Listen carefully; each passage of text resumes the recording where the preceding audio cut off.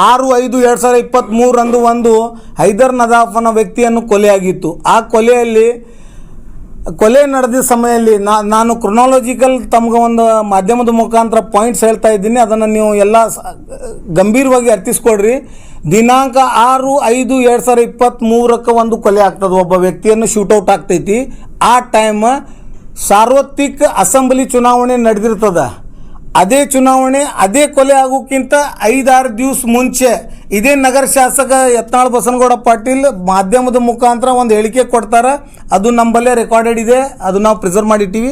ಅವ್ರು ಹೇಳ್ತಾರೆ ಇನ್ನೂ 4-5 ದಿವಸದಲ್ಲಿ ಒಂದು ಘಟನಾ ಆಗ್ತೈತಿ, ಇಡೀ ಬಿಜಾಪುರ ಇಲೆಕ್ಷನ್ ಚೇಂಜ್ ಆಗ್ತೈತಿ, ಕಾದು ನೋಡ್ರಿ ಅಂತೇಳಿ ಅಲಾರ್ಮ್ ಕೊಟ್ಟಿದ್ರು. Point number 1. ಪಾಯಿಂಟ್ ನಂಬರ್ 2, ಸತ್ತ ವ್ಯಕ್ತಿ ಹೈದರ್ ಅಲಿ ನದಾಫ್, ಫಿರ್ಯಾದಿ ಕೊಟ್ಟವಳು ಅವನ ಹೆಂಡತಿ ನಿಶಾತ್ ಹೈದರ್ ಅಲಿ ನದಾಫ್. ಆ ಟೈಮ್ನಾಗ ನಾನು ಮನೆಯಲ್ಲಿ ಇದ್ದಾಗ ಹಾಶಿಂಪಿ ದರ್ಗಾದ ಒಬ್ಬರು ಗುರುಗಳು, ಅವ್ರ ಸಹೋದರು, ಈ 3 ಮಂದಿ ನಾವು ನಮ್ಮ ಕಾರ್ಯಕ್ಷೇತ್ರದೊಳಗೆ ನಮ್ಮ ಇದ್ರೊಳಗಿದೆ ಇಲೆಕ್ಷನ್ ಚುನಾವಣೆಯಿಂದ ನಮ್ಮನ್ನು ದೂರ ಹಿಡಿಯಲು ಒಂದು ಸಂಚ ಈಗಾಗಲೇ ರೂಪಿಸಿದ್ದು. ಆರೋಪಿ ಇದೇ ನನ್ನ ಪ್ರಕರಣದಲ್ಲಿ ಆರೋಪಿ ನಂಬರ್ 1ನೇದೊಂದು CDR ಟವರ್ ಲೊಕೇಶನ್ ಮತ್ತು ಟವರ್ ಡಂಪ್ ಪೊಲೀಸ್ ಇಲಾಖೆಯವರು ಆಗ ಮಾಡಲಿಲ್ಲ. ಈಗಿನ ನಾನು ಪೊಲೀಸ್ ಅಧೀಕ್ಷಕರಿಗೆ ನನ್ನ PC 1/24 ನಾನು ಹ್ಯೂಮನ್ ರೈಟ್ಸ್ ಕೋರ್ಟ್ನಲ್ಲಿ ಏನು ಪ್ರಕರಣ ದಾಖಲು ಮಾಡಿದ್ದೀನಿ, ಅದರಲ್ಲಿ ನಾನು ಈಗಿದ್ದ SP ಲಕ್ಷ್ಮಣ್ ನಿಂಬರ್ಗಿ ಅವರಿಗೆ ನಾನು ಕೊಟ್ಟಿದ್ದೀನಿ ಮಾಹಿತಿ. ಅದರಲ್ಲಿ ಆ ಮರ್ಡರ್ ಕೇಸಿನ ಆರೋಪಿ number 1 tower location tower dump CDR ತೆಗೆದ್ರೆ ಅವಂದು ಯತ್ನಾಳ್ ಬಸನಗೌಡ್ರದ್ದು ಟವರ್ ಒಂದೇ ಅದ ಅಂತ ನಮ್ಮ ಗಮನಕ್ಕಿದೆ. I have records. ಆ ಆಯಾಮದಲ್ಲಿ ಯಾವುದು ತನಿಖೆ ಆಗಿಲ್ಲ. ಮತ್ತು ವಾರ್ಡ್ ನಂಬರ್ 19 ಕಾರ್ಪೊರೇಟರ್ ಆದ ನಿಶಾತ್ ಹೈದರ್ ಅಲಿ ನದಾಫ್ಗೆ ಮತ್ತು ಕಿರಣ್ ಪಾಟೀಲ್ಗೆ ಅಭಿನವ್ ಸಂಬಂಧ ಈ ಚುನಾವಣೆ ಇವನು ಗಂಡು ಸಾಯೋಕ್ಕಿಂತ ಮುಂಚಿಂತೂ ಇದೆ. ಹಾಗಾಗಿ Kiran Patil direct connection with Yatnal Basanagouda Patil ಮತ್ತು ಇಲೆಕ್ಷನ್ದ ಎಲ್ಲ ಉಸ್ತುವಾರಿ ನೋಡ್ಕೊಂಡಿದ್ದೆ ಕಿರಣ್ ಪಾಟೀಲ್ ಅಸೆಂಬ್ಲಿ ಇಲೆಕ್ಷನ್ದಾಗ. ಹಾಗಾಗಿ ಇದು ಒಂದು ಚೈನ್. ಮತ್ತು ಇದೇ ಕೊಲೆ ಪ್ರಕರಣದೊಳಗೆ ನಿಶಾತ್ ಹೈದರ್ ಅಲಿ ನದಾಫ್, ಕಿರಣ್ ಪಾಟೀಲ್ ಸಿಟಿ MLA ಮತ್ತು ಒಬ್ಬ ಪ್ರತಿಷ್ಠಿತ ದರ್ಗಾದ ಗುರುಗಳದು ಸಹೋದರ ಸಂಚು ರೂಪಿಸಿ ಒಂದು ಕೊಲೆ ಮಾಡಿಸಿ ಆರೋಪ ನಮ್ಮ ಮೇಲೆ ಹೇರಿ ಚುನಾವಣೆ ಯಶಸ್ವಿ ಆಗಿದೆ ಅಂತ ಒಂದು ಮೇಲ್ನೋಟಕ್ಕೆ ನಮಗೊಂದು ಸ್ಕೆಚ್ ಸಿಕ್ಕಿದೆ. ಹಾಗಾಗಿ ನಾವು private complaint human rights file ಮಾಡಿದಾಗ ಆ ಆಯಾಮ್ನಲ್ಲಿ ಆ ಪಾಯಿಂಟ್ ಮೇಲೆ ಇನ್ವೆಸ್ಟಿಗೇಷನ್ ಮಾಡಲಿಕ್ಕೆ ತನಿಖಾಧಿಕಾರಿಗೆ ಸಾಕಷ್ಟು ಒತ್ತಾಯ ಹೇರ್ತಾ ಇದ್ದೀವಿ.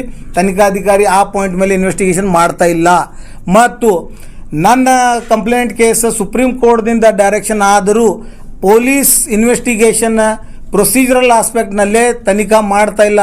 ಅಡಿಷ್ನಲ್ SP ಅವರು ತನಿಖಾಧಿಕಾರಿ ಇರೋದರಿಂದ ಪೊಲೀಸ್ ವಿರುದ್ಧ ಪೊಲೀಸರು ತನಿಖಾ ಸರಿಯಾಗಿ ಮಾಡ್ತಾ ಇಲ್ಲ ಅಂಥೇಳಿ ನಾನು ಜಿಲ್ಲಾ ಉಸ್ತುವಾರಿ ಸಚಿವ ಹಾಗೂ ಮಾನ್ಯ ಗೃಹ ಸಚಿವರು ಮತ್ತು ಮುಖ್ಯಮಂತ್ರಿ ಅವರಿಗೆ ಈ ಮಾಧ್ಯಮದ ಮುಖಾಂತರ ವಿನಂತಿಸಿಕೊಳ್ತಾ ಇದ್ದೀನಿ. ಪೊಲೀಸರು ವಿರುದ್ಧ ಚಾರ್ಜ್ ಶೀಟ್ ಹಾಕಲಿಕ್ಕೆ ಸಾಧ್ಯನೇ ಇಲ್ಲ. ಅವರು ಸಮರಿ ರಿಪೋರ್ಟ್ ಹಾಕು ತಜ್ವೀಜ್ನಲ್ಲಿ ಇದ್ದಾರೆ ಅಂತ ನನಗೆ ಬಲ್ಲ ಮೂಲಗಳಿಂದ ಮಾಹಿತಿ ಇರೋದರಿಂದ ಮತ್ತು ಸಾಕ್ಷಿ ಪೊಲೀಸರಿಗೆ ಅಧಿಕಾರಿ ಪೊಲೀಸರು ಹೆದರಿಸ್ತಾ ಇದ್ದಾರೆ, ಥ್ರೆಟ್ನಿಂಗ್ ಕೊಡ್ತಾ ಇದ್ದಾರೆ. ಒಂದು ವೇಳೆ ಅಧಿಕಾರಿ ವಿರುದ್ಧ ನೀ ಏನಾದರೂ ಸಾಕ್ಷಿ ಹೇಳಿದ್ರೆ ಮಗನೇ ಸಸ್ಪೆಂಡ್ ಮಾಡ್ತೀವಿ, ಡಿಸ್ಮಿಸ್ ಮಾಡ್ತೀವಿ ಅಂತೇಳಿ ಹೆದರಿಸ್ತಾ ಇದ್ದಾರೆ ಅಂತ ನನ್ನ ಗಮನಕ್ಕೆ ಬಂದಿದೆ.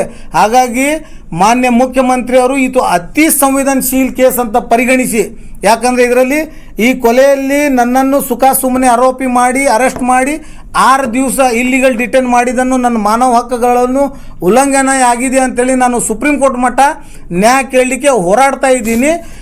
ಇಂಥ ಸಂದರ್ಭದಲ್ಲಿ ಒಬ್ಬ ನಗರ ಶಾಸಕ ಕೊಲೆ ಮಾಡಿಸಿದ್ದಾನೆ ಅಂತೇಳಿ ನೇರ ಆರೋಪ ಮಾಡ್ತಾ ಇದ್ದೀನಿ. ತನ್ನ ಚುನಾವಣೆ ಲಾಭಕ್ಕಾಗಿ ಒಬ್ಬ ವ್ಯಕ್ತಿಯನ್ನು, ಅಮಾಯಕ ವ್ಯಕ್ತಿಯನ್ನು ಕೊಲೆ ಮಾಡಿಸಿ ಅವನದೇ ಹೆಂಡತಿ ಕಡೆಯಿಂದ ಇನ್ನೊಬ್ಬರ ಮೇಲೆ ಸುಳ್ಳು ಆರೋಪ ಮಾಡಿ ಚಾರ್ಜ್ ಶೀಟ್ ಮಾಡಿ ಕೇಸ್ ಮುಚ್ಚಾಕು ತಜ್ವೀಜ್ನಲ್ಲಿ ಇದ್ದಾರೆ. ಹಾಗಾಗಿ ಈ ಕೇಸನ್ನು CBIಗೆ ವರ್ಗಾವಣೆ ಮಾಡಿ ಸತ್ಯಾಸತ್ಯತೆಯನ್ನು ಹೊರಗೆ ತಂದು ಬಯಲಿಗಿಳಬೇಕು. ನಿಜವಾದ ಆರೋಪಿಗಳನ್ನು ಶಿಕ್ಷೆ ಮಾಡಿಸ್ಬೇಕು, ಇನ್ನೋಸೆಂಟ್ ಆರೋಪಿಗಳನ್ನು ದೋಷಮುಕ್ತಗೊಳಿಸಬೇಕಂತೇಳಿ ನನ್ನ ಮಾಧ್ಯಮದ ಗೋಷ್ಠಿಯನ್ನು ಮುಕ್ತಾಯಗೊಳಿಸ್ತೀನಿ. ನಮಸ್ಕಾರ. ಇಲ್ಲ, ಕೋರ್ಟ್ ಒಳಗೆ ಒನ್ ಮಿನಿಟ್ ನಾನು ಹೇಳ್ತೀನಿ ಕೇಳ್ರಿ. ಕೋರ್ಟ್ ಒಳಗೆ ಇದ್ದ ವಿಷಯನ್ನು ಮಾಧ್ಯಮದ ಮುಂದೆ ನಾನು ಚರ್ಚೆ ಮಾಡಿಲ್ಲ. Investigating point already charge sheet is filed, matter is investigating method is concluded. ನಾನು ಏನು ಹೇಳ್ತಾ ಇದ್ದೀನಿ, ನನ್ನ ಕೇಸ್ ಅಂಡರ್ ಇನ್ವೆಸ್ಟಿಗೇಷನ್ ಇದೆ. ಯಾವುದು? PC-1/24 pending before the supreme court. ಅದು ಎದಕ್ಕಿದೆ? ಆರೋಪಿ ಪೊಲೀಸ್ ಆಫೀಸರ್ಸ್ ಯಾರು? HD ಆನಂದ್ ಕುಮಾರ್ ಆರೋಪಿ, ವಿಜಯ್ ಮಹಾಂತೇಶ್ ಮಠಪತಿ ಮತ್ತು ಇನ್ನೂ 8 ಮಂದಿ ಕೂಡಿ ಕಾನೂನನ್ನು ಚಾಲೆಂಜ್ ಮಾಡಿದ್ದಾರೆ ಹೈಕೋರ್ಟ್ನಲ್ಲಿ. ಕಾನೂನೇ ತಪ್ಪಿದೆ ಅಂತೇಳಿ ಆ ಕೇಸ್ ಪೆಂಡಿಂಗ್ ಅದ. ಅದರದ ಮೆರಿಟ್ಸ್ನ ಡಿಸ್ಕಸ್ ಮಾಡಿಲ್ಲ. ನಾನೇನು ಮಾಡಕತ್ತೀನಿ, ಇನ್ವೆಸ್ಟಿಗೇಷನ್ ಡೈರೆಕ್ಷನ್ ಕೊಟ್ಟಿದ್ದಾರೆ ಸುಪ್ರೀಂ ಕೋರ್ಟ್ನವರು. Supreme court has directed the police officer to conduct investigation. Fair investigation ಆಗ್ತಾ ಇಲ್ಲ, ಹಾಗಾಗಿ ತನಿಖಾ ಅಧಿಕಾರಿಯನ್ನು ಚೇಂಜ್ ಮಾಡಿರಿ ಅಂತೇಳಿ ನಾನು ಆಗ್ರಹ ಮಾಡ್ತಾ ಇದ್ದೀನಿ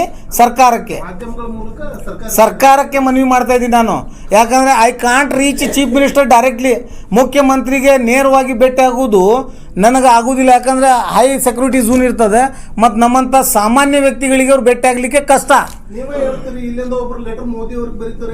ಅದೇ ನಾನು ಮಾಧ್ಯಮದಿಂದ ಫಾಸ್ಟ್ ನೆಟ್ವರ್ಕ್ ಯಾವುದೂ ಇಲ್ಲ ಈ ಜಗತ್ತಿನಲ್ಲೇ.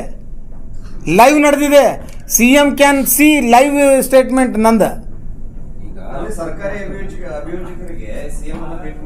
ಇಲ್ಲ, ಅದು ಸರ್ಕಾರಿ ಅಭಿಯೋಜಕ ಹುದ್ದೆ ಮೇಲೆ ಇಲ್ಲ, ಅದು ಪ್ರಶ್ನೆ. ಅದನ್ನೇ ಬೇರೆ, ಇದನ್ನೇ ಬೇರೆ ಅಲ್ಲ. ಈಗ ಬಸವನಗೌಡರ ಜೋಡಿ ಷಡ್ಯಂತ್ರ ರೂಪಿಸಿ ಮಾಡಿದ ದರ್ಗಾದ ಗುರುಗಳು ಯಾರು?